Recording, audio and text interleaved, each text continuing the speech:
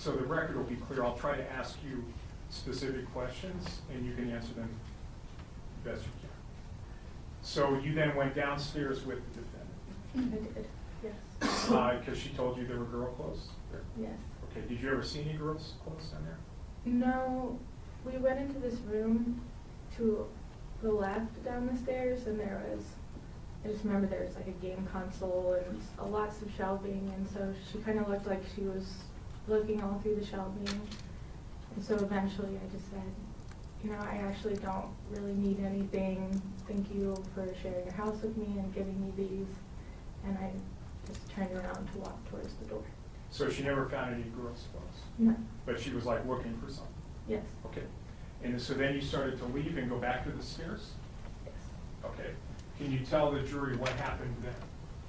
Well, I was going up the stairs, and then she, as I was going up the stairs towards the door, she struck me from behind, right in my chest, and it's hard to describe exactly what it was. I mean, she hit me, and then it was sort of like, almost like pulling up my sweater, kind of scratching at me. Oh, and Ms. Wilkins, by the way, what kind of sweater were you wearing that day? Do you remember? I don't. Okay, that's right. And what was she hitting you with? Could you tell? Oh, she was with her hands. Okay. She didn't have anything in her hands. It was just her hands. So after she hit you, what did you say? Well, I mean, it was after she struck me. I mean, part of me wanted to give her the benefit of the doubt, and I said, did I have a spider or a bug, or, you know, what was it? And she said, oh, I think I got it. And then she did it again. And so I was really confused about what she was trying to do.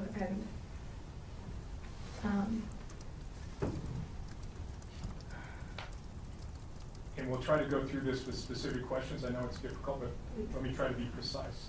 So after she hit you a couple times in the spider, did you go back downstairs? She pulled me around by my sweater. She grabbed my sweater and she swung me around, so I was facing the other direction. Okay, and then what happened? And then I kind of jerked myself away, and I said, what are you doing? And she said, you know, and she said,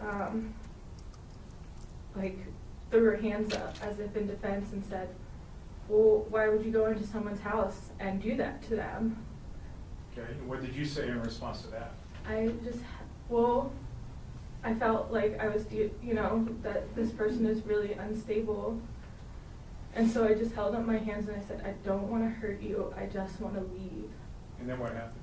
And then she started saying, I don't trust you, you need to wait here while I call the cops. And during this time also, I slipped my cell phone, because I didn't have a purse on me, I just slipped it into the bag. Because I felt like I didn't know where this was going. And so she's like grabbing me and trying to shove me towards the bathroom. And, you know, I'm pushing against her, and we're sort of wrestling, you know, as I'm trying to get back towards the door. Did she ever get you in the bathroom? She didn't.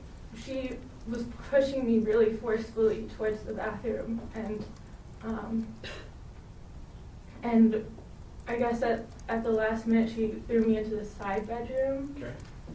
And so eventually she got you in this bedroom, right? yes.